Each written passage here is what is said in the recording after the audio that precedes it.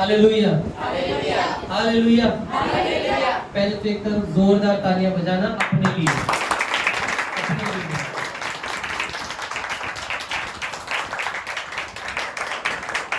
नहीं रुक रही ना तालियां, अपने लिए बजाने नहीं रुकती ना। ये तालियां इसलिए क्योंकि मुझे दिखाई दे रहा है कि कोई कुर्सी खाली नहीं है। हालेलुया। ये परमेश्वर के सामने की हुई प्रार्थनाओं का असर है। पिछले दिनों में यहाँ पे बुधवार में और शुक्रवार में, बुधवार से शुक्रवार तक मम्मी और मम्मी के साथ कुछ हमारे विश्वासी लोग और आए, यहाँ पे बैठे, प्रार्थना में वो बैठे। प्रार्थनाओं का असर है कि परमेश्वर ने लोगों के जीवन में काम किया है, आप लोगों के घर में काम किया है। बहुत सी गवाहियाँ हमने सुनी है, आप लोगों के घर में बहुत सी गवाहियाँ हैं और कलीसिया के सामने उन गवाहियों को लाना ज़रूरी है।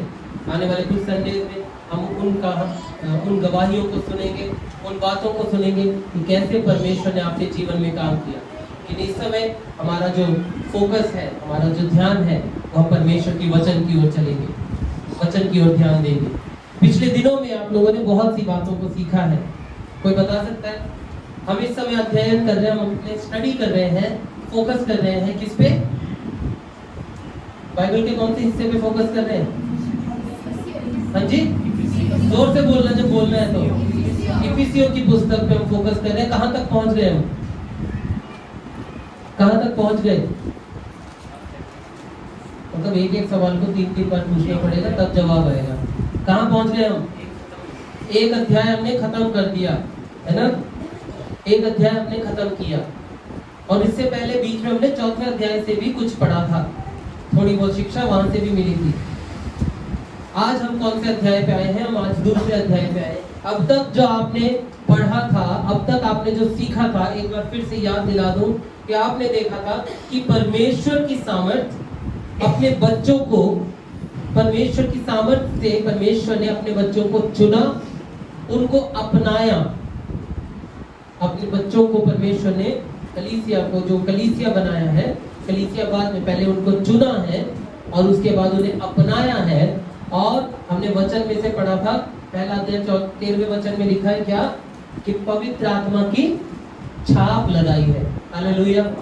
ये पहले अध्याय में से हमने पढ़ना शुरू किया और उसके बाद हमने देखा आगे कि 15 वचन से लेकर के हमने देखा कि परमेश्वर की सामर्थ के कारण ही हमने देखा कि मसीह यीशु को अधिकार मिले हैं। यीशु में हमारे पास भी अधिकार है, यीशु के पास भी अधिकार है। प्रभु यीशु के पास जो अधिकार है वो कहां से है? परमेश्वर की सामर्थ के द्वारा है।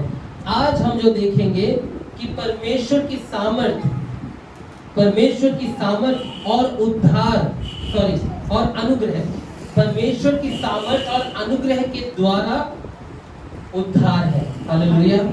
उद्धार है।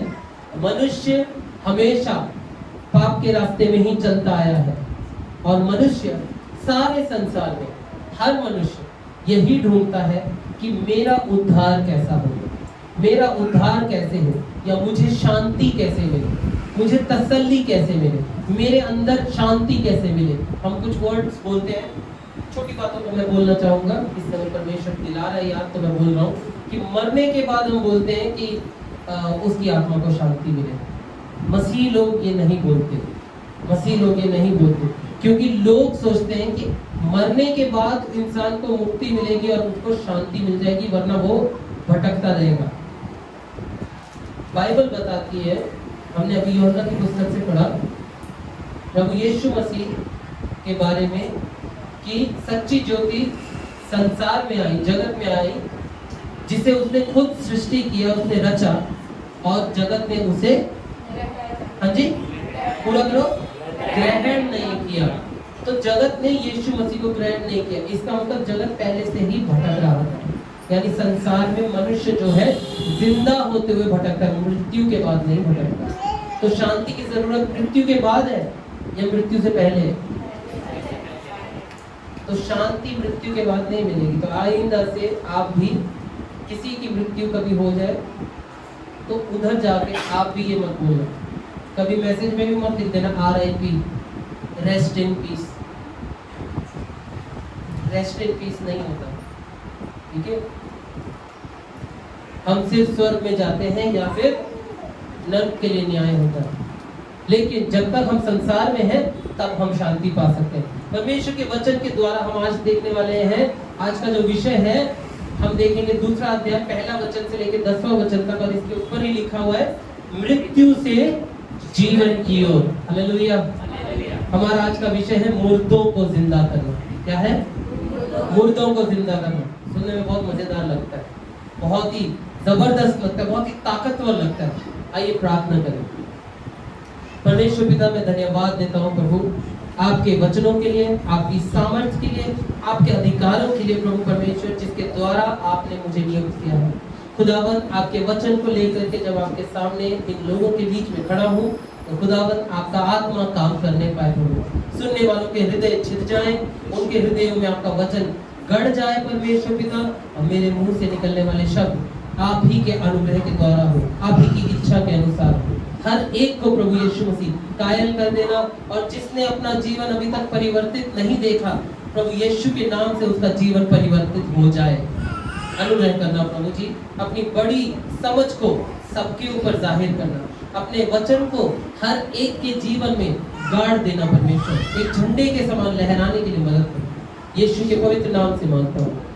जोर से बोलेंगे आमीन। आमीन। प्रभु को धन्यवाद। आज हम जो विषय देख रहे हैं मुर्दों को, हाँ जी जोर से बोलिए, पूरा बोलिए, मुर्दों को जिंदा करना। जी, जब हम वचन को देखते हैं तो आज इसमें आपके पास मैं आपको 3 मार्ग बताऊंगा। 3 मार्ग जो एक मसीही के जीवन में होता है। शुरुआती मसीही, फिर बीच में आए, परीक्षा में पढ़े, डगमगाए, डोले, और उसके बाद आगे चलते गए। वो मसीही, वो नहीं जो कि आए, छुए और भाग गए, वो नहीं, जो लगातार चलते हैं। चाहे आप 1 साल से लगातार आ रहे हैं, चाहे 1 महीने से आ रहे हैं, चाहे आप 10 साल से आ रहे हैं, चाहे 50 साल से आप परमेश्वर में विश्वासी हैं। आपका विश्वासी जीवन, इसमें 3 मार्ग होते हैं, 3 तरह के मार्ग। पहला जो मार्ग होता है वो है पाप का मार्ग, पाप का रास्ता। हर मनुष्य के जीवन में, संसार के हर मनुष्य के जीवन में कौन सा रास्ता है? पाप का रास्ता है, पाप का मार्ग है। मुझे खुशी होती है जब मैं आप लोगों को देखता हूँ कि आप लोग लिख रहे हैं, जब मैं आपको देखता हूँ कि कुछ ना कुछ आप लोग लिख रहे हैं, इससे मुझे खुशी होती है, यानी कि मैं कुछ अच्छा काम कर रहा हूँ जिसको आप पसंद कर रहे हैं। अच्छी बात है। पाप का रास्ता, पाप का मार्ग, ठीक है। हम पहले वचन से तीसरे वचन को पढ़ेंगे, और इसको 3 लोग पढ़ेंगे, 3 बार पढ़ेंगे, क्योंकि पौलुस की जो पत्री है ना, थोड़ी सी कंफ्यूजिंग है। पौलुस की पत्रियां जो है वो थोड़ी पहेली जैसी सी लगती है। जब आप पढ़ते हैं तो आप खुद सोचते हैं ये तो बाइबल मेरे समझ में नहीं आती, पर उसका मतलब ये नहीं कि बाइबल को छोड़ दे, उसका मतलब है उसको दोबारा पढ़े। आप खाना मुंह में डालते हैं, सीधा गले से नीचे उतरता है? नहीं है। कितनी बार चबाते हैं? एक ही बार? 10 बार, 15 बार, 20 बार, 30 बार, है ना? जब तक कि आपको पसंद नहीं आ जाता कि अब वो गले से उतरना चाहिए। परमेश्वर का वचन आपका आत्मिक भोजन है, उसको तो खाना पड़ेगा। निगल तो सकते और छोड़ भी नहीं सकते। तो इसीलिए पहला, दूसरा और तीसरा वचन 3 लोग कोई जल्दी जल्दी से इसको पढ़ देंगे। जिनको मिल गया है जोर से इसको पढ़ दे। इफिसियों की पुस्तक 2 अध्याय 1, 2 और 3 जल्दी से पढ़ दे इसको। उसने तुम्हें भी जिलाया जो अपने अपराधों और पापों के कारण मरे हुए थे, जिनमें तुम नहीं 1, 2, 3 पूरा। जिनमें तुम पहले इस संसार की रीति पर और आकाश के अधिकार के हाकिम अर्थात उस आत्मा के अनुसार चलते थे जो अब भी आज्ञा न मानने वालों में कार्य करता है। इनमें हम भी सब के सब पहले अपने शरीर की लालसाओं में दिन बिताते थे और शरीर और मन की इच्छाएं पूरी करते थे और अन्य लोगों के समान स्वभाव ही से क्रोध की संतान थे। आमीन। एक और बार इसको पढ़ दे। और उसने तुम्हें भी जिलाया। ये उसने शब्द किसके लिए है? परमेश्वर के लिए है। उसने तुम्हें भी जिलाया। पौलुस यहाँ पे कह रहा है तुम्हें भी जिलाया। जिलाया मतलब जिलाया और जलाया में फर्क है। याद रखना, सिर्फ एक मात्रा का ही फर्क है, लेकिन उसका अर्थ बदल जाता है। जलाया मतलब जला दिया, जिलाया मतलब मुर्दों में से जिला दिया, उठा दिया। हाँ पढ़ो। उसने तुम्हें भी जिलाया जो अपने अपराधों और पापों के कारण तुम्हें भी जिलाया, तुम्हें जब जिलाया है तो तुम्हारे बारे में क्या लिखा है, क्या बोलता है पौलुस कि तुम्हें यानी कौन, तुम्हें यानी उसका डिस्क्रिप्शन, उसके बारे में व्याख्या करके बता रहा है जो अपने अपराधों और पापों के कारण मरे हुए थे। पापों के कारण मरे हुए थे। मरे हुए थे। हम क्या देख रहे हैं आज, विषय क्या हमारा, बोलेंगे बोलेंगे जी बिल्कुल, बहुत अच्छी बात है। हाँ फिर से पढ़ो आगे की बात। जिनमें तुम पहले इस संसार की रीति पर और आकाश के अधिकार के हाकिम अर्थात उस आत्मा के अनुसार चलते थे जो अब भी आज्ञा ना मानने वालों पे कार्य करता है जी। इनमें हम भी सबके सब पहले अपने शरीर की लालसाओं में दिन बिताते थे और शरीर और मन की मनसाएं पूरी करते थे और लोगों के समान स्वभाव ही से क्रोध की संतान थे। जी, तो ये आपके बारे में लिखा है, शुरुआत में परमेश्वर के बारे में लिखा कि परमेश्वर ने मुर्दों में से जिलाया। किसको जिलाया? जो पापी स्वभाव के थे, ठीक है, और पाप में क्या कर रहे थे, और वो पाप में किसके द्वारा ऐसे कर रहे थे? कौन करवाते हैं हमसे पाप? बोलो ना। हाँ, तो शैतान के बारे में आगे बातें लिखी हुई है, तो शैतान के बारे में एक और कोई इसको जल्दी से फिर से पढ़ दे, क्योंकि कान हमारे खुले होने चाहिए, जोर से समझ के पढ़ना। उसने तुम्हें भी जिलाया जी। जो अपने अपराधों और पापों के कारण मरे हुए थे। हम पापों और अपराधों के कारण मरे हुए थे। फिर जिनमें तुम पहले इस संसार की रीति पर और आकाश के अधिकार के हाकिम अर्थात उस आत्मा के अनुसार चलते। शैतान क्या करता था? जो अब भी आज्ञा न मानने वालों में कार्य करता है। इनमें हम भी सब के सब अपने शरीर की लालसाओं में दिन बिताते थे जी। और शरीर और मन की इच्छाएं पूरी करते थे जी। और अन्य लोगों के समान स्वभाव ही से क्रोध की संतान थे। जी, स्वभाव ही से क्रोध की संतान थे। शैतान के बारे में यहाँ पे लिखा हुआ है, जो शैतान की चाल, पहले ही वचन से यहाँ पे क्या लिखा है? उसने तुम्हें भी जिलाया जो अपने अपराधों और पापों के कारण क्या थे? बोलिए मैं मरा हुआ था। अपनी औरतें बोले मरी, है ना? हम मरे हुए थे, हम सब मृत्यु में थे, मरे हुए थे। लेकिन पहले वचन की शुरुआत में क्या लिखा है? उसने तुम्हें भी जिलाया। रोमियो की पुस्तक 6 अध्याय उसका 23 वचन को जल्दी से निकालें, और कोई एक और निकाल दें, नीति वचन 14 अध्याय उसका 12वां वचन। रोमियो 6 का 23 और नीति वचन 14 का 12। क्योंकि पाप की मजदूरी तो मृत्यु है। क्योंकि पाप की मजदूरी तो क्या है? मृत्यु है। परंतु परमेश्वर का वरदान हमारे प्रभु मसीह यीशु में अनंत जीवन है। परमेश्वर का वरदान मसीह यीशु में क्या है? अनंत जीवन है। हालेलुया, जोर से बोलेंगे हालेलुया। प्रभु यीशु मसीह में हमारा जो जीवन है वो अनंत जीवन है, प्रभु यीशु मसीह में। तो हमारे लिए जब हम पहले अध्याय को देखते हैं, उसको याद करते हैं, पहले अध्याय की बातों को याद करते हैं, तो वहां के अनुसार हमारा जो जीवन है वो कैसा होना चाहिए था? हमारा जीवन होना था कि मसीह में होकर के हमें जिंदा रह के चलना था। लेकिन क्या हो रहा था? हम कहां थे? हम पाप में पड़ने के कारण क्या थे? मरे हुए थे। क्या थे? मरे हुए थे। जैसा आप लोगों ने अभी बोला ना, क्या बोला? मैं था, पास्ट, भूतकाल, चला गया पीछे, है ना? वो था, हमारा जीवन होना चाहिए था मसीह में होकर के जिंदा, लेकिन हम पाप में होकर के मुर्दा थे। और आज हम देखेंगे मुर्दों को जीवित करा परमेश्वर। आज हम इसी विषय पे फोकस कर रहे हैं, इसी पे ध्यान दे रहे हैं। मुर्दों को यीशु मसीह ने, परमेश्वर ने जी उठाया। पाप के काम क्या थे? पौलुस कहता है जिनमें तुम पहले इस संसार की रीति पर, संसार के चाल में, संसार के कामों के अनुसार, संसार की रीति के अनुसार क्या कर रहे थे? चल रहे थे, और आकाश के अधिकार के हाकिम अर्थात उस आत्मा के अनुसार चलते थे जो अब भी आज्ञा न मानने वालों के बीच में, आज्ञा न मानने वालों में कार्य करता है। वो शैतान जो है संसार में हर एक मनुष्य में काम करता है, लेकिन जो मसीह में है वो इस बात को पहचानते हैं। और पहले क्या थे? वो पहली बातों को याद दिलाता है, इफिसियों की कलीसिया को वो याद दिलाता है, स्मरण कराता है कि पहले तुम्हारी चाल कैसी थी, पहले तुम क्या थे। बार बार उनको बता रहा है पाप के काम उनके अंदर इस तरीके के थे, है ना।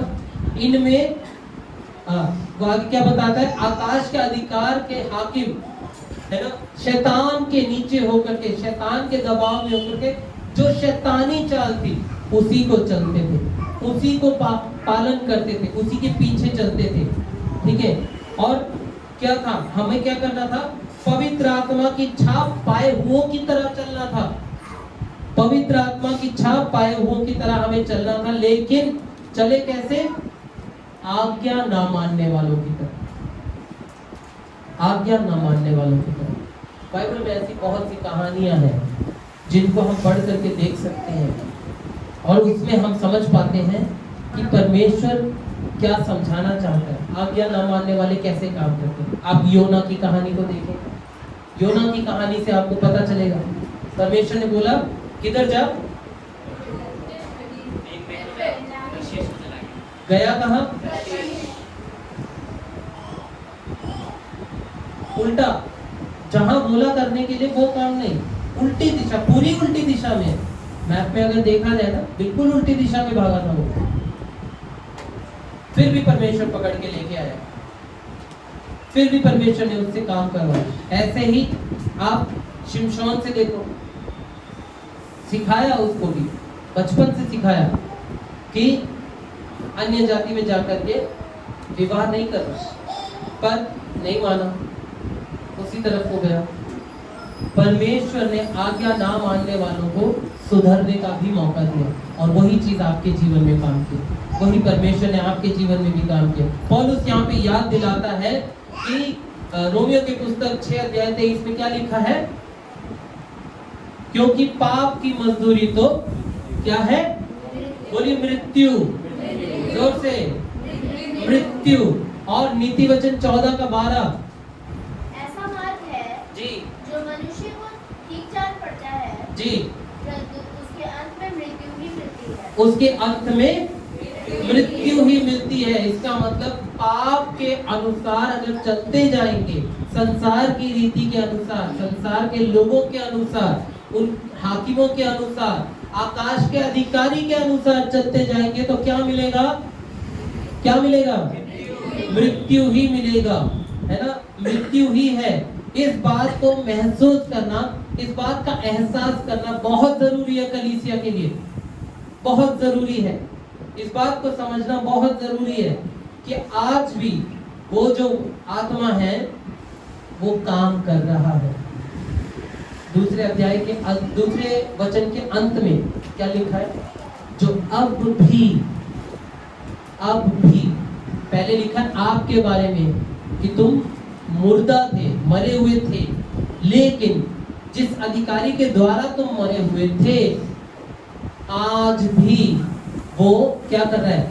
आज्ञा ना मानने वालों में काम करता है, कार्य करता है। उनके बीच में उनको भटकाने की पूरी कोशिश करता है, उनको बहकाने की पूरी कोशिश करता है, और उनको आज्ञाओं में चलने के लिए नहीं देता।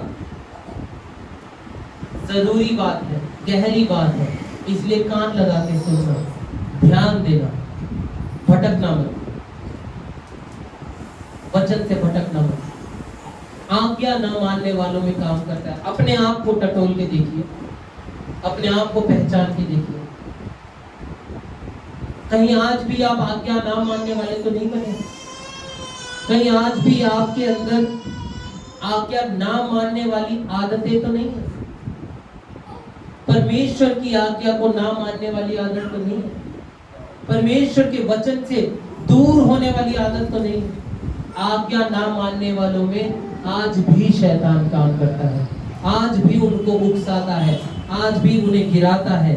और यही चीज आगे हम देखते हैं। तो पौलुस इस बात को बताते हुए, इफिसियों की कलीसिया को बताते हुए, पौलुस बहुत ही उन्हें सचेत करता है, लेकिन साथ ही साथ वो खुद को भी उनमें गिनता है।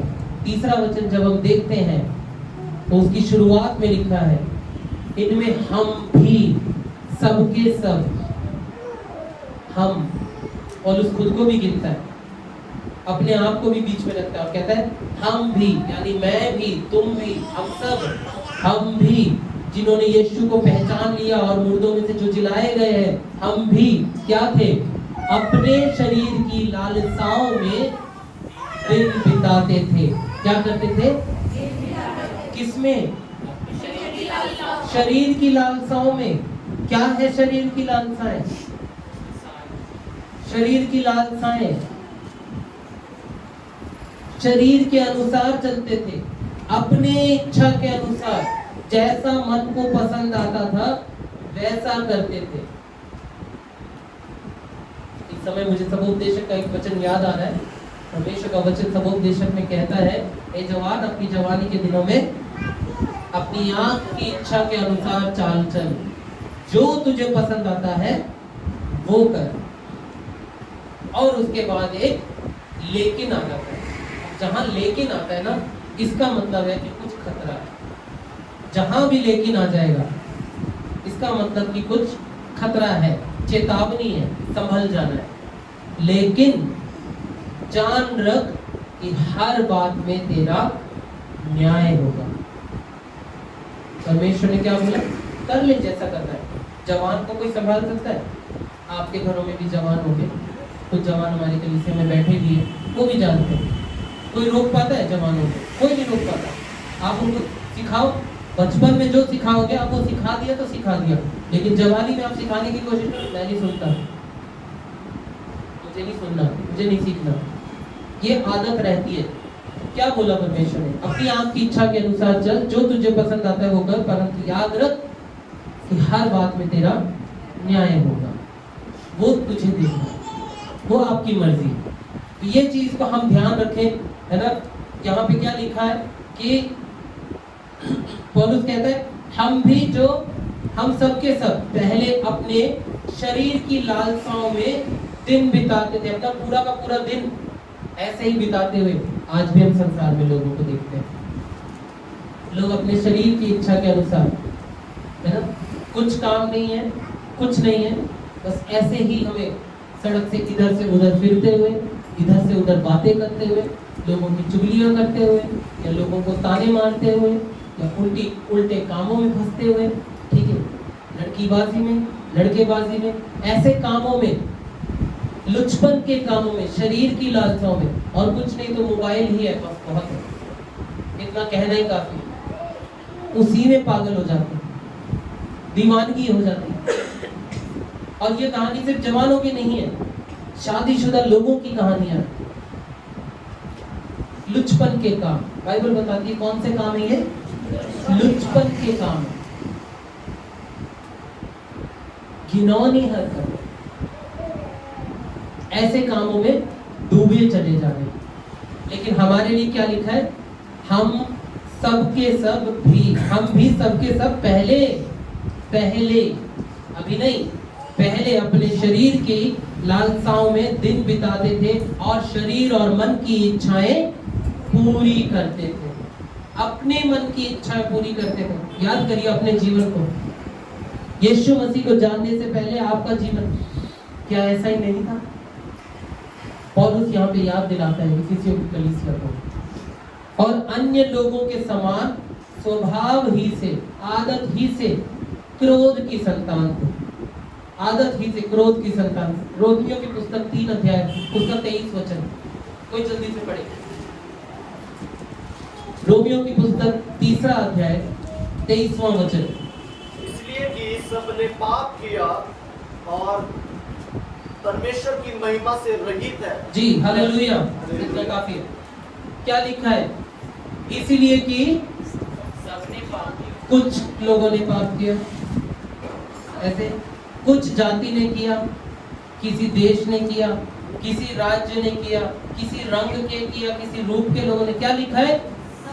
सबने पाप किया और परमेश्वर की महिमा से रहित है। परमेश्वर की महिमा से रहित है। इंग्लिश में लिखा है For all have sinned and fall short of the glory of God. हर एक ने पाप किया, प्रत्येक मनुष्य ने। जब तक आपने यीशु मसीह को नहीं जाना, जिसने भी नहीं जाना, संसार में जो भी पैदा हुआ, अब भी जो पैदा हुआ, इस वक्त जब मैं बोल रहा हूँ, जो अभी पैदा हुआ है पापी ही है, क्योंकि हम स्वभाव ही से क्रोध की संतान कहलाए जाते हैं, आदत ही से।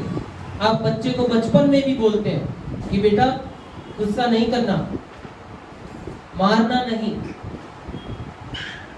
कोई बच्चा, कभी कभी कुछ बच्चों को थूकने की आदत होती है, आप बोलते हैं थूकना नहीं दूसरों पर, गलत बात नहीं करना, ऐसे काम। क्यों? क्योंकि हम स्वभाव ही से ऐसे होते हैं, आदत ही से ऐसे होते हैं, हमारे खून में ही ये चीज होती है। और इसीलिए हमें यीशु के लहू की जरूरत होती है। इसीलिए हमें यीशु के लहू की जरूरत होती है, क्योंकि वो पाक है, वो पवित्र है, वो योग्य है। और यीशु के नाम के आगे ना कोई जाति है, ना कोई भाषा है, ना कोई देश है, ना कोई रंग है, ना कोई रूप है। हर एक जैसा हो जाता है। हालेलुया। हर कोई एक जैसा हो जाता है, क्योंकि हम मसीह में, पहले अध्याय में हमने पढ़ा था ना, मैंने क्या बताया था? पहले अध्याय में कम से कम 10 बार लिखा है मसीह में। मसीह में मेरी और आपकी पहचान किस में है? जाति में है, भाषा में है, रंग रूप कुल में है, कद में है, रुतबे में है, किस में है? जोर से, जोर से। मेरी पहचान मसीह में है। मेरी पहचान मसीह में है। मेरी पहचान मसीह से होती है। इसका मतलब कि मेरे काम मसीह के होने चाहिए, मेरे अंदर यीशु मसीह दिखना चाहिए, मेरे चेहरे पे यीशु मसीह दिखना चाहिए, ना मेरी जाति, मेरा रंग रूप, कुछ नहीं। रोमियो की पुस्तक 3 अध्याय उसका 10वां वचन, 3 का 23 पढ़ा आपने, 3 का 10 वचन पढ़ लो। जैसा लिखा है जी, कोई धर्मी नहीं, कोई धर्मी नहीं, एक भी नहीं, एक भी नहीं। हालेलुया। यीशु के बिना आप क्या है? मुर्दा है। क्या है? मुर्दा है। यीशु के बिना मुर्दा है। 10वें वचन में लिखा है कोई धर्मी नहीं, एक भी नहीं। और 23वें वचन में क्या लिखा है? इसीलिए ही सबने पाप किया जी, और परमेश्वर की महिमा से रहित है। परमेश्वर की महिमा से रहित है, क्योंकि हम अपने कामों को, अपने शरीर के कामों को करना पसंद करते और उसी में जीना पसंद करते, उन्हीं में बने रहना पसंद करते थे। लेकिन यही हमारा पिछला जीवन है। मैंने और आपने जब यीशु मसीह को पहचान लिया, समझ लिया, तो अपने लुचपन के काम को, अपने शरीर के कामों को, अपने मन की इच्छाओं को क्रूस पे चढ़ा दिया। क्रूस पे चढ़ाने के कारण उस यीशु मसीह के लहू के द्वारा मैंने और आपने उस चीज को पाया जिसको पाने के लिए सारा संसार ढूंढता है। उस रास्ते को पाया। कौन सा? यही है दूसरा पॉइंट, उद्धार का रास्ता। उद्धार का रास्ता। जब हम वचन देखते हैं, वचन 4 से लेकर 9, चौथे से 9वें वचन तक जब हम देखते हैं, तो हम ये देखते हैं परमेश्वर हमारे लिए उद्धार का मार्ग लाया। हालेलुया। क्या लाया? परमेश्वर लाया मेरे लिए और आपके लिए उद्धार का मार्ग। क्या ये आनंद की बात नहीं है? क्या ये खुशी की बात नहीं है? मेरा और आपका जीवन पिछले दिनों में कितनी गवाहियां हमने सुनी यहाँ पे, है ना? लगभग सबने यही बोला, यीशु मसीह को जाने बिना आपका जीवन जो है वो बेकार जा रहा था, अनंत काल के नरक की ओर जा रहा था। लेकिन प्रभु को जानने के बाद आपने समझ लिया कि संसार से बैर करना है और परमेश्वर से प्रेम करना है। आपने उस चीज को समझा। पढ़ेंगे हम 4 से लेकर 9वें वचन तक, 4 से लेकर 9 वचन ध्यान से पढ़ेंगे। इसलिए हम नहीं, दूसरा अध्याय, इफिसियों दूसरा अध्याय 4वां वचन। परंतु परमेश्वर ने जो दया का धनी है जी, अपने उस बड़े प्रेम के कारण जिससे उसने हमसे प्रेम किया जब हम अपराधों के कारण सुनेंगे ध्यान से। यहाँ पे शुरुआत किससे होती है? ये वचन की शुरुआत, चौथे वचन की शुरुआत किससे होती है? परंतु परमेश्वर। मेरे और आपके जीवन के लिए इतना ही काफी है। हालेलुया। मेरे और आपके जीवन के लिए इतना ही काफी है कि पाप में चले जा रहे थे, डूबे जा रहे थे, मरे जा रहे थे, लुचपन में पड़े हुए थे, मन की इच्छा के अनुसार चल रहे थे, परंतु परमेश्वर आया। हालेलुया। परंतु परमेश्वर क्या किया उसने? ये परमेश्वर का होना ही मायने रखता है, मेरे और आपके कामों से नहीं, मेरे और आपके शब्दों से नहीं। ये परमेश्वर का होना ही मायने रखता है। पढ़ना 4वां वचन। परंतु परमेश्वर ने जो दया का धनी है अपने उस बड़े प्रेम के कारण जिससे उसने हमसे प्रेम किया जब हम अपराधों के कारण मरे हुए थे तो हमें मसीह के साथ जिलाया। अनुग्रह ही से तुम्हारा उद्धार हुआ है और मसीह यीशु में उसके साथ उठाया और स्वर्गीय स्थानों में उसके साथ बैठाया कि वह अपनी उस कृपा से जो मसीह यीशु में हम पर है आने वाले समयों में अपने अनुग्रह का असीम धन दिखाएं, क्योंकि विश्वास के द्वारा अनुग्रह से तुम्हारा उद्धार हुआ है और ये तुम्हारी ओर से नहीं वरन परमेश्वर का दान है। आमीन। और ना कर्मों के कारण ऐसा ना हो कि कोई घमंड करे। आमीन। आमीन। एक बार इसको और एक बार पढ़ेंगे और ध्यान से सुनेंगे। याद रखिए, जो मुर्दे थे वो अपने आप जिंदा नहीं हो सकते। आज भी आप देखते हो मुर्दे खुद से जिंदा नहीं हो सकते। मुर्दे को जिंदा करने के लिए एक जीवित की जरूरत है और वो जीवित परमेश्वर हम मुर्दों को जिंदा करने के लिए आया। उसी के बारे में हम पढ़ते हैं 4वां वचन। फिर से पढ़ेंगे 4वां वचन से। परमेश्वर में जो दया का धनी है अपने उस बड़े प्रेम के कारण जिससे उसने हमसे प्रेम किया जब हम अपराध के कारण मरे हुए थे तो हमें मसीह के साथ जिलाया और अनुग्रह ही से तुम्हारा उद्धार हुआ है और मसीह यीशु में उसके साथ उठाया और स्वर्ग स्थानों में उसके साथ बैठाया कि वह अपनी उस कृपा से जो मसीह यीशु में है हम पर है आने वाले समय में अपने अनुग्रह का असीम धन दिखाए, क्योंकि विश्वास के द्वारा जिससे तुम्हारा उद्धार हुआ है और यह तुम्हारी ओर से नहीं वरन परमेश्वर का दान है और ना कर्मों के कारण ऐसा ना हो कि कोई घमंड करे। आमीन। आमीन। जब हम यहाँ ध्यान से देखते हैं तो हमें क्या पता चलता है कि परमेश्वर के आने की वजह से मेरा और आपका जीवन बदल गया। हम गीत गाते हैं, हम कहते हैं जब से प्यारा यीशु आया मेरा जीवन बदल गया। जब से मैंने उसे है पाया मेरा जीवन बदल गया। जब मसीह आया परंतु परमेश्वर जब जीवन में आया तब बदलाव हुआ। हम पाप में थे, हम लाचारी में थे, हम बदकारी की ओर ही चले जा रहे थे, मृत्यु के राह पर ही चलते जा रहे थे और हमें लग तो रहा था कि शायद हम परमेश्वर का क्रोध पाएंगे, मृत्यु को पाएंगे, अलगाव को पाएंगे, हम अलग हो जाएंगे। हमने यही सोचा था, लेकिन हमने क्या पाया? हमने उसका अनुग्रह पाया। उसका अनुग्रह का धन हमारे ऊपर जाहिर हुआ। उसका प्रेम मेरे और आपके जीवन में आया और हमें मसीह मिला, प्रभु यीशु मिला। प्रभु यीशु मसीह आने के कारण उसका जीवन मुझे और आपको मिला।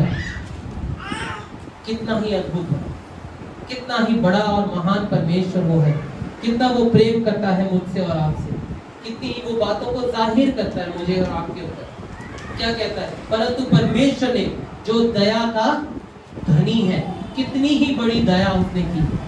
आप अपने पापों को गिनने लग जाएंगे, अपने अपराधों को गिनने लग जाएंगे तो आपके आंखों से आंसू आ जाएंगे। आप पछताने लग जाएंगे कि प्रभु मैंने कैसा जीवन जिया। लेकिन परमेश्वर क्या है? जो दया का धनी है। अपने उस बड़े प्रेम के कारण जिससे उसने हमसे क्या किया? क्या किया? प्रेम किया। उसने हमसे प्रेम किया। उस परमेश्वर ने मुझे और आपको क्या दिखाया?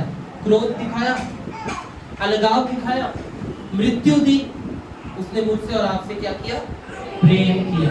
प्रेम दिखाने के कारण। और 5वें वचन के अंत को जब हम देखते हैं, 5वें वचन के आखिरी में जो ब्रैकेट में लिखा हुआ है, अनुग्रह ही से तुम्हारा उद्धार, क्या लिखा है? अनुग्रह से तुम्हारा उद्धार हुआ है। किसके द्वारा? परमेश्वर ने। परमेश्वर के अनुग्रह के द्वारा। परमेश्वर का अनुग्रह ही चाहिए था, मुझे और आपको उसका अनुग्रह चाहिए। पौलुस एक और जगह पे लिखता है, तेरा अनुग्रह मेरे लिए काफी है। तेरा अनुग्रह मेरे लिए काफी है। पौलुस पहचान गया इस तरीके से। पौलुस की दृष्टि खुल गई है, उसकी आंखें खुल गई है, उसको साफ दिखाई देता है। वो कहता है, तेरे अनुग्रह के नीचे रहूंगा तो ठीक हूँ, तेरा अनुग्रह मेरे लिए क्या है? बोलिए ना, काफी है। उसका अनुग्रह मेरे लिए काफी है ना। और छठे वचन को जब हम देखते हैं ध्यान से, कलीसिया ध्यान से देखें छठे वचन की ओर, कि हम जो है परमेश्वर के कारण, मसीह के, है ना, मसीह के कारण, और मसीह के कामों के कारण सिर्फ जिलाए नहीं गए।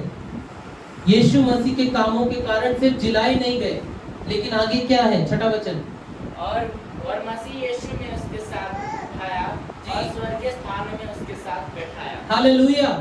बोलिए जोर से। क्या लिखा है आपके लिए? ये आपके लिए लिखा है परमेश्वर ने। क्या बात लिखी है? जोर से पढ़ना फिर से। और मसीह यीशु ने उसके साथ उठाया। उठाया का मतलब है यहाँ पर परमेश्वर ने मेरे को आपको जिलाया, और से पहले जिलाया और स्वर्गीय स्थानों में और उठाया। और सिर्फ उठाया नहीं, क्या किया? और स्वर्गीय स्थानों में उसके साथ बैठाया। किसके साथ? हाँ जी, हाँ जी, जोरदार तालियां बजा दो यीशु मसीह के लिए। अपने लिए, मुझे और आपको परमेश्वर ने मुर्दों की जिंदगी में से निकाल करके स्वर्गीय स्थानों के लिए उठाया और यीशु के साथ बैठा दिया। उस यीशु मसीहा के साथ जिसने मेरे और आपके लिए कुर्बानी दी। इसीलिए हम संसार में हो करके संसार के नहीं होके जीते। संसार में जीते हैं, संसार के नहीं जीते। संसार की चाल नहीं चलते, संसार की बातों में नहीं चलते।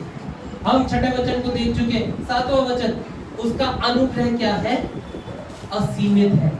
उसका अनुग्रह असीमित है कि वह अपनी उस कृपा से जो मसीह यीशु में हम पर है, आने वाले समयों में अपने अनुग्रह का असीम धन दिखाए। वो अपने असीम धन को मुझ पर और आप पर जाहिर करे।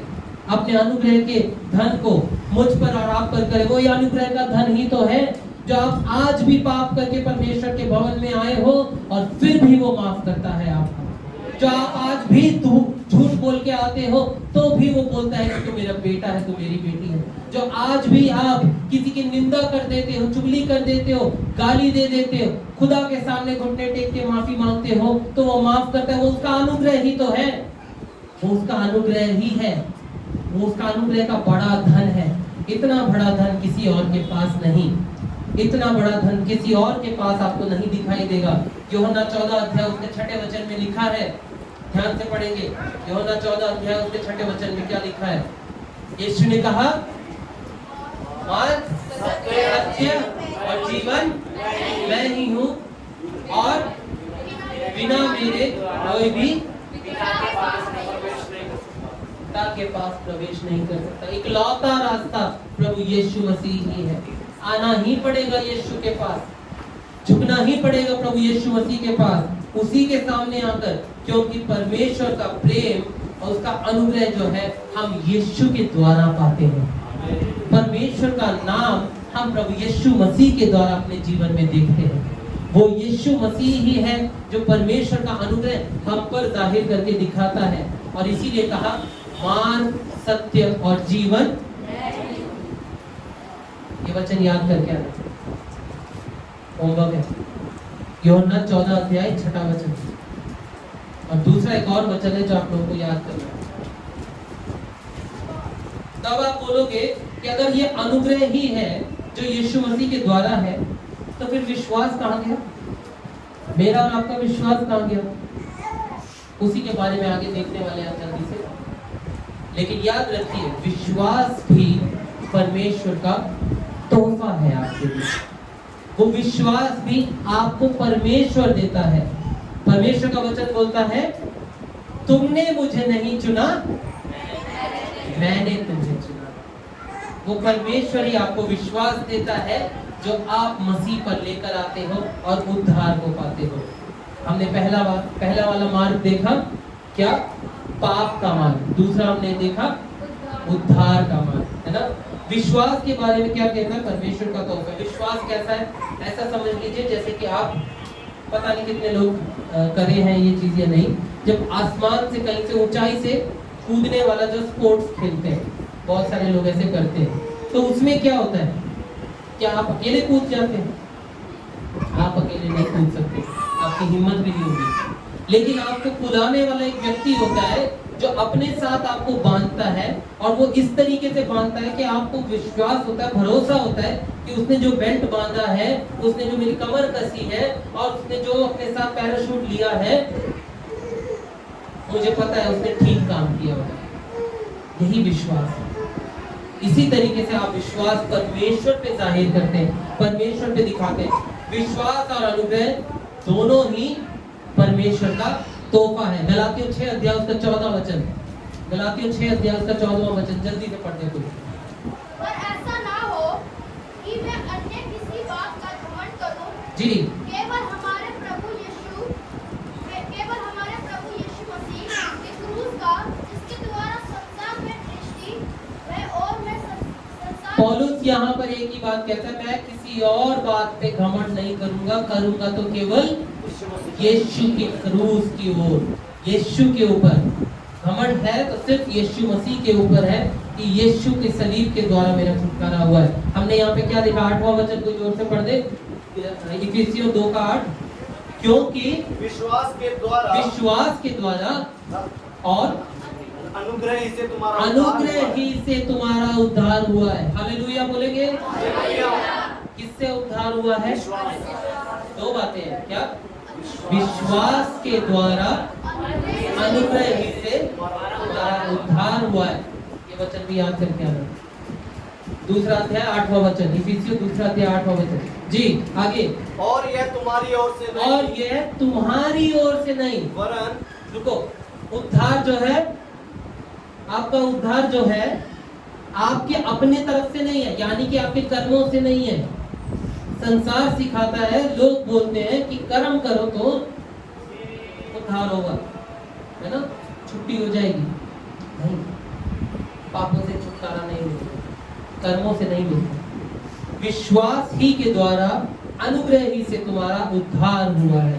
ये परमेश्वर का तोहफा है जो आपको दिया गया है, और यह तुम्हारी ओर से नहीं वरन परमेश्वर क्या है? परमेश्वर का दान है। मेरे और आपके लिए परमेश्वर का गिफ्ट है,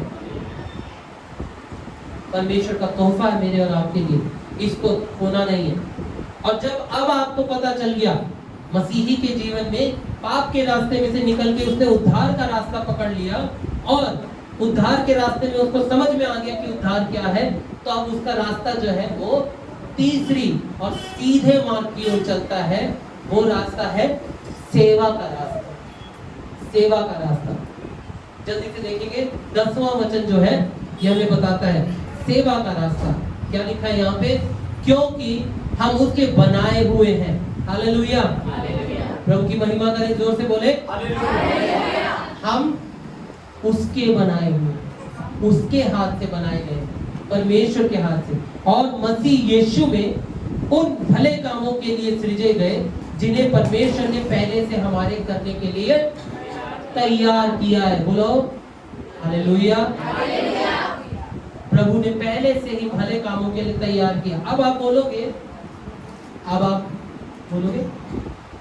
भैया आप तो बोल रहे कि कामों के बारे में, अभी थोड़ी देर पहले आपने बोला था कि हमारे कामों से तो हो ही नहीं सकता, फिर अब आप बोल रहे हो कि कामों के लिए तैयार किया। याद रखिए, उद्धार कामों के द्वारा नहीं हुआ, उद्धार कामों को करने के लिए किया। मसीह में जो भले काम करते हैं आप मसीह में बनाए गए हो। क्या लिखा है परमेश्वर का वचन कुरिन्थियों की पुस्तक में? क्या लिखा है? अब पहली बार बीती हुई बातें बीत गई, देखो सब कुछ नया हो गया। यीशु मसीह में आने के कारण सब कुछ नया हो गया। आपका जीवन बीता हुआ जीवन वो बीता हुआ था, ना तो आप उसके बारे में सोचते, ना उसके बारे में रोए, ना उसके बारे में आप बात करें। वो बीता हुआ कल था। मुर्दों के बारे में बात नहीं करते हैं, है ना? एक बात बोली जाती है, बड़े मुर्दे उखाड़ने से क्या होता है? बदबू आती है। तो गड़े मुर्दे ना उखाड़ना। आपका जीवन बीत गया, आपका जीवन अब जी रहे हैं, वो मृत्यु थी, अब आप जी रहे हैं। क्या है कि पौलुस ने कहा तुम्हारी ओर से नहीं, भले काम तुम्हारी ओर, तुम्हारा उद्धार जो है विश्वास और अनुग्रह से है, तुम्हारी ओर से, तुम्हारे कामों से नहीं। हमें अच्छे कामों के द्वारा नहीं उद्धार मिला, उद्धार मिला ताकि हम अच्छे कामों के लिए जिए, अच्छे कामों को करें, भले कामों को करें। अभी भी यीशु को जानने के बाद अगर आपके मुंह से गालियां निकलती हैं, अगर आप अभी भी शराब पीते हैं, अभी भी आप किसी को चिकनी चुपड़ी बातों में मिठास में घोलने की कोशिश करते हैं, या आप निंदा करते हैं, या किसी को नीचे गिराते हैं, या किसी की चुगलियों में पड़ जाते हैं, या सिगरेट पीते हैं, तंबाकू खाते हैं, ये सारे काम, इसका मतलब आप सेवा के काम की तरफ को नहीं पहुंचे। अभी भी आपको उद्धार की जरूरत है, अभी भी आपने उद्धार को नहीं पहचाना, आपको उद्धार में पढ़ने की जरूरत है, यीशु मसीह को पहचानने की जरूरत है। आपके वो काम वैसे नहीं हो सकते जब तक आपने यीशु के उद्धार को पा लिया। 10वां वचन में क्या लिखा है? क्या लिखा है शुरुआत में? क्योंकि हम उसके बनाए हैं, हम उसके द्वारा बनाए गए हैं, मसीह के द्वारा बनाए गए, मसीह के लिए बनाए गए। क्या मसीह के लोग गालियां देंगे, चोरी करेंगे, लूटेंगे, मार काट करेंगे? क्या ये मसीह लोग? कई बार संसार के लोग बोलते हैं ऐसे होते मसीह लोग, कई बार मुझसे बोलते हैं, क्योंकि मैं आदमी हूं तो मेरे साथ आदमियों का संगति होती है, अन्य जाति के लोगों के साथ मिलना होता है। पूछते हैं आप शराब नहीं पीते? क्रिश्चियन लोग तो सबसे ज्यादा पीते हैं। सुनकर दुख तो होता है, पर सच है। पर उस बात का दुख होता है कि इस नाम के साथ यीशु का नाम जुड़ा हुआ है। क्या मसीही लोग शराब पिएंगे? यही नाम का माना है, यही जीवन का माना है। याकूब 2 अध्याय उसका 26 वचन, याकूब 2 अध्याय उसका 26वां वचन।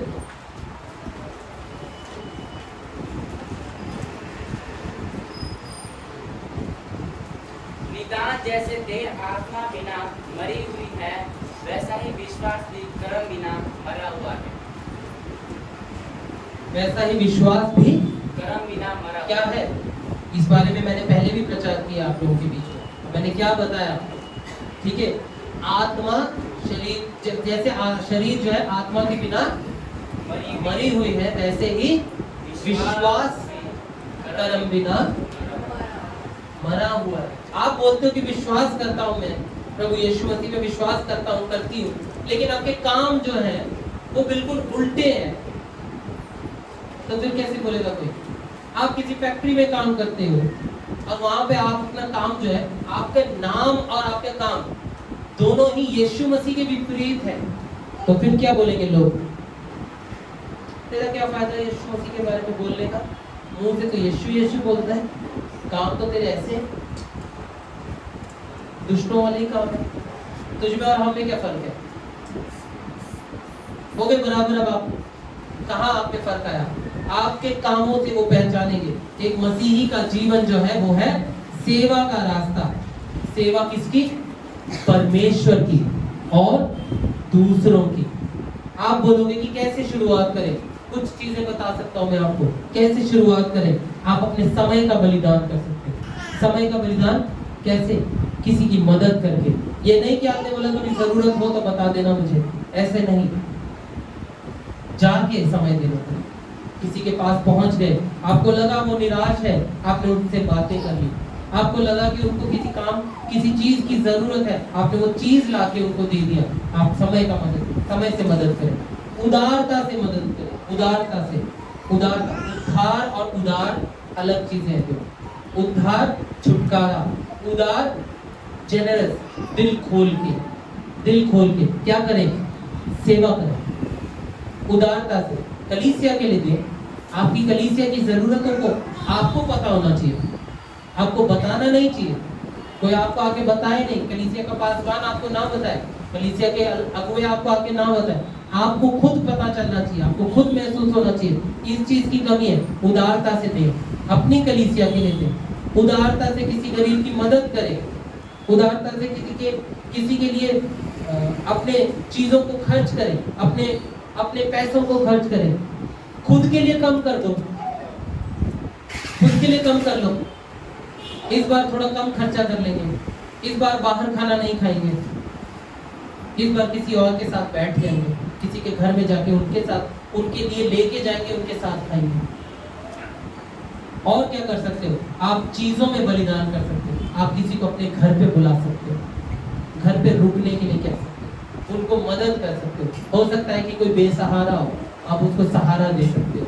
आप हो सकता है, अब ये बहुत बड़ी बात है, लेकिन अगर चाहे कोई बच्चा गोद ले सकता है। बहुत बड़ा उपकार है ये, हर किसी के बस की नहीं होती, हर किसी के बस की नहीं होती, लेकिन आप बच्चा गोद ले सकते हैं। आप उसको संवारे, उसका जीवन संवारे। जिसका जीवन कहीं और नरक ही बन जाता, आप उसका जीवन संवार देते अगर आप उसको गोद ले लें। या आप अपनी गाड़ी या अपनी बाइक किसी की मदद के लिए दे दो कि ब्रदर आपको चाहिए, सिस्टर आपको चाहिए, ले जाओ। आप सेवा के रास्ते पर चल रहे हैं। हालेलुया। सेवा के रास्ते पर, सेवा का रास्ता ही मसीही जीवन है। सेवा करें, भक्ति का बलिदान कर सकते हैं। भक्ति का बलिदान, परमेश्वर के सामने प्रार्थना का समय बिताएं, वचन पढ़ने का समय बिताएं। कितनी ही बार तो हम बोलते हैं ना, कलीसिया से बोलते बोलते तो एक दिन तो मम्मी ने बोल दिया, आपको यीशु दे दिया काफी है, और कुछ नहीं बोलेंगे। लेकिन आपके अंदर भक्ति का जीवन आना चाहिए। आपको बोलना चाहिए, मैं इस दिन फलाने दिन छुट्टी लूंगा, फलाने दिन मैं छुट्टी लूंगी, मुझे उपवास रखना है, मुझे प्रार्थना में बैठना है, मुझे संगति में बैठना है। आप हमें कलीसिया में बुलाइए, हम बैठेंगे, प्रार्थना करेंगे, हम लोग मिलकर प्रार्थना करेंगे। ऐसी बातें बोल सकते हैं। आप आंसुओं से प्रार्थना कर सकते हैं। आप टूटे हुए लोगों के पास बैठ के उनके दिल का हाल सुन के उनके साथ प्रार्थना कर सकते हैं, सिखा सकते हैं, उनको संवार सकते हैं। आप क्या कर सकते हैं? स्वभाव का बलिदान कर सकते हैं। स्वभाव का बलिदान, अब ये व्यक्तिगत है, अपने अंदर है। स्वभाव का बलिदान, आप धीरज रखें, अपने घर में धीरज रखें, घर के बाहर लोगों के साथ धीरज रखें। पेशेंस बहुत जरूरी चीज है। मैं आपको सच बताऊं, मैं खुद भी कर रहा हूँ इस चीज का बलिदान, मैं खुद भी कर रहा हूँ, बहुत कोशिश कर रहा हूँ और इससे मैं सीख रहा हूँ। आप भी सीखिए, मसीह में हम सबको सीखने की जरूरत है। धीरज रखें, बाहर, घर के बाहर पड़ोसी अगर कुछ बोलते, धीरज रखिए। रेड लाइट पे खड़े हैं, लगातार हॉर्न मारे जा रहे हैं, धीरज रखिए। घंटी बजाने से रेड लाइट ग्रीन नहीं हो जाएगी। एक ऑटो वाले के पीछे लिखा हुआ था, 4 बातें लिखी हुई थी और एक जन उसको पढ़ के बहुत रोते हैं, हंसते हैं कि घंटी क्या रेड लाइट में हॉर्न बजाने से क्या होगा। जैसे केबीसी के 4 ऑप्शन होते हैं वैसे। तो लिखा, पहला, सड़क चौड़ी हो जाएगी, रेड से ग्रीन हो जाएगी लाइट, या गाड़ी हवाई जहाज बन जाती है, या इनमें से कुछ नहीं। धीरज रखो, थोड़ा सा मुस्कुराओ, थोड़ी हिम्मत रखो अपने अंदर। कुछ फायदा नहीं है जल्दी जल्दी करने से, हर चीज में जल्दबाजी कर, धीरज रखना है और प्रभु यीशु जैसा बनना है। प्रभु यीशु जैसा बनना है। अपने जीवन को यीशु मसीह के लिए यीशु के जैसा जीना है। यीशु के नजरिए से सोच के चलना है, यीशु के जैसे सोच के चलना है। ये सोचना है हर परिस्थिति में, हर समय। अगर इस समय यीशु मसीह यहाँ होता तो क्या करता? अगर इस समय मेरी स्थिति में यीशु मसीह होता तो क्या करता? रेड लाइट में यीशु मसीह खड़ा होता तो क्या करता? आप जहाँ पे काम करते हैं वहाँ पे अगर आपके आसपास के लोग आपकी चुगली करते हैं, यीशु मसीह के साथ ऐसा होता तो क्या करता? अगर आपने ये चीज को अपने जीवन में अपना लिया, आपका स्वभाव जल्दी से जल्दी यीशु की तरह तब्दील होने लग जाएगा, यीशु की तरह परिवर्तित होने लग जाएगा। आपको मालूम है पाप किसको लेके आया? पाप के कारण हमने देखा क्या आया? मृत्यु, क्योंकि पाप की मजदूरी तो मृत्यु है। परंतु यीशु आया, क्या लेके आया? जीवन को लेके आया। आज हमने एक गीत को गाया, आपके सामने एक गीत को गाया।